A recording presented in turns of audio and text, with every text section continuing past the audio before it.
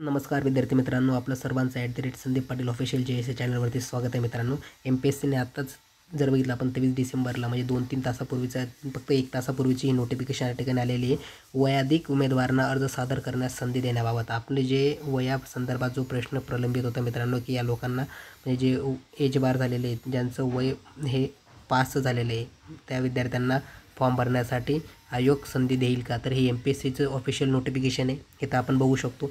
तर आता आपल्याला या ठिकाणी परीक्षा ही एक्झाम पण आपली कधी होणार आहे या संदर्भात आणि या लोकांना किती दिवस फॉर्म भरण्यासाठी मुदत मिळणार आहे, या सर्व गोष्टींची आपण एकत्रित चर्चा करूया. तत्पूर्वी आपण जर आपल्या चॅनलला सबस्क्राईब केलं नसेल तर कृपया सबस्क्राईब करून द्या, म्हणजे येणाऱ्या व्हिडिओची अशीच नोटिफिकेशन तुम्हाला पुढच्या वेळेस मिळून जाईल. चला तर विद्यार्थी मित्रांनो, बघूया आपण नेमकं काय आहे विषय.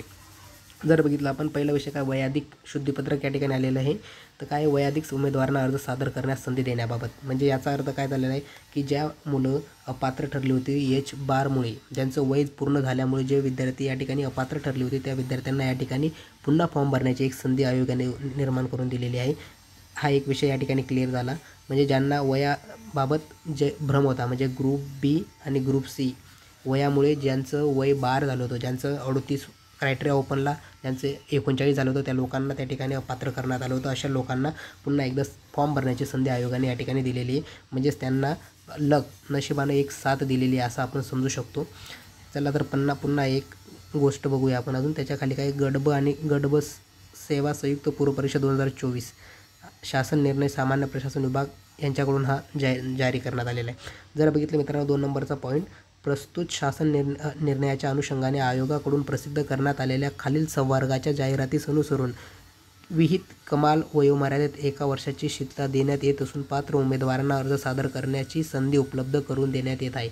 जर बघितलं आपण की जे फक्त 1 वर्षाची या ठिकाणी वाढ देण्यात आलेली आहे, 1 वर्षाची वाढ झालेली, बरोबर आहे. जे एजबार झालेले आहेत, ज्यांचं एज हे पूर्ण झालेलं होतं, त्या लोकांनाच ही संधी फक्त उपलब्ध मिळणार आहे, केवळ त्यांनाच असं दिलं आहे त्या ठिकाणी डायरेक्ट. केवळ म्हणजे मुळात ज्या विद्यार्थ्यांचं वय 21 असेल, 25 असेल, 30 असेल, असे विद्यार्थी त्या ठिकाणी पात्र असणार नाहीत, असंच क्लिअर त्या ठिकाणी या ठिकाणी त्यांनी सांगितलेलं आहे. जर बघितलं आपण, जर पुढे अजून जर बघितलं तर त्या ठिकाणी अजून त्यांनी हेही म्हटलेलं आहे की गट ब संयुक्त पूर्व परीक्षा आणि गट क संयुक्त पूर्व परीक्षा. जर बघितलं आपण गट ब आणि गट क, फक्त ग्रुप बी आणि सी जर बघितलं आपण तर ह्या 2च परीक्षांसाठी त्यांनी त्या ठिकाणी तो GR दिलेला आहे, बरोबर आहे की नाही. ज्यावेळेस 9 ते 10 महिने ज्यावेळेस एक्झामला विलंब झाला, त्यामुळे पात्र ठरलेले विद्यार्थी होते त्या लोकांना पुन्हा एक संधी देण्याचं काम आयोगाने या ठिकाणी केलेलं आहे. पुढे अजून त्यांनी आयोगाने त्या नोटिफिकेशनमध्ये काय म्हटलेलं आहे, चला तर मग बघूया आपण. उपरोक्त जाहिरातीस अनुसरून विहित पद्धतीने अर्ज सादर करण्यास खालील प्रमाणे मुदतवाढ देण्यात येत आहे. जर बघितलं आपण, मुदतवाढ कधी देण्यात येत आहे त्यांना, ऑनलाईन अर्ज सादर करण्याचा दिनांक 26 डिसेंबर ते 6 जानेवारी. जर बघितलं आपण 26 डिसेंबर ते 6 जानेवारी या ठिकाणी 26 डिसेंबर ते 6 जानेवारीपर्यंत त्यांना फॉर्म भरण्याची, ऑनलाईन फॉर्म भरण्याची या लोकांना संधी देण्यात आलेली आहे. ऑनलाईन फॉर्म भरण्याची या लोकांना संधी उपलब्ध करून देण्यात आलेली आहे आयोगाच्या माध्यमातून. आणि जर बघितलं आपण चलन करण्याचा, जर कधी बघितलं आपण तर 8 तारखेपर्यंत ते चलन करू शकतात. त्या ठिकाणी 8 तारखेपर्यंत ते चलन करू शकतात. 8 तारखेपर्यंत ते ऑनलाईन चलन करू शकतात. चलनाद्वारे परीक्षा शुल्क भरण्याचा अंतिम दिनांक 9 जानेवारी असणार आहे.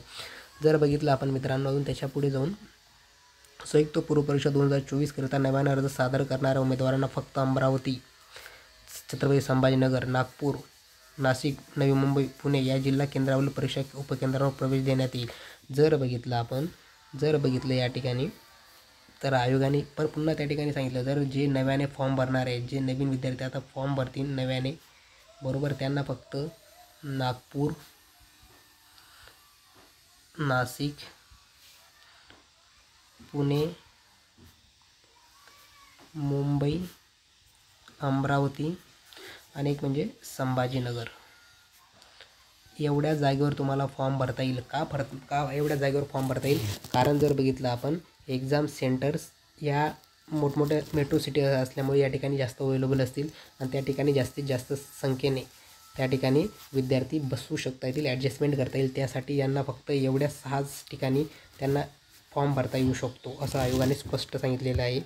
चला तर बघूया अजून काय सांगितलेलं आहे त्या ठिकाणी. जर बघितलं आपण एवढ्या ठिकाणी फॉर्म भरता येणार आहे. उपरोक्त दोन्ही मूळ जाहिरातीनुसार वयोमर्यादा गणनेच्या विहित दिनांकास केवळ वयाधिक ठरणाऱ्या पात्र उमेदवारांना अर्ज करण्याची संधी उपलब्ध करून देण्यात येत आहे.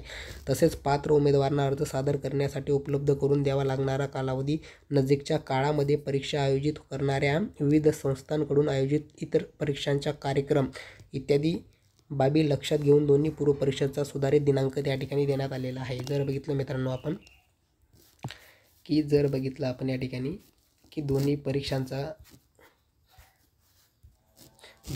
आपल्याजवळ ज्यावेळेस बघितलं की 5 जानेवारी ही आपली ग्रुप बी होती, बरोबर आहे, आणि या ठिकाणी 2 फेब्रुवारीला ग्रुप सी होती. आता दोन्हींचं नवीन तारखा दिलेल्या आहेत. 2 फेब्रुवारीला आता ग्रुप बी झालेली आहे आणि जर बघितलं की मेमध्ये या ठिकाणी ग्रुप सी ही एक्झाम झालेली आहे. जर बघितलं आपण अशा पद्धतीने आयोगाने या ठिकाणी म्हणजे 4 मेला